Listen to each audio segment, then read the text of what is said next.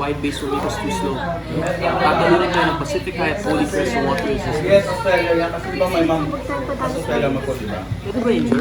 Ayan na. Stay in your Ayan lane. na.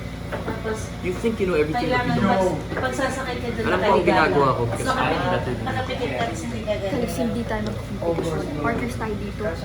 Anin mo na yung bilis ng lingkod tayo bago pa tayo makakalahati. Our combined masses at least. Hindi ko makita, ma. Ay, Lak- sorry.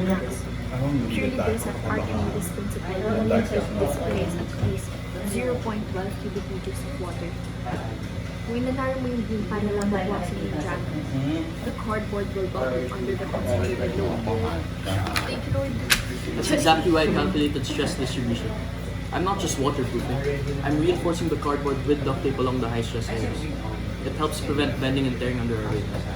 Felix, you consider mo yung water saturation rate. The moment the bottom layer gets wet, the structural integrity of the corrugated board drops drastically.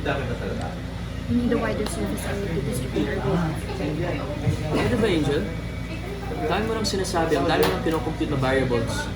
Pero ubos na ang oras natin, no? You took charge kanina in the previous rounds. This is my round now. Sumakay ka lang mamaya.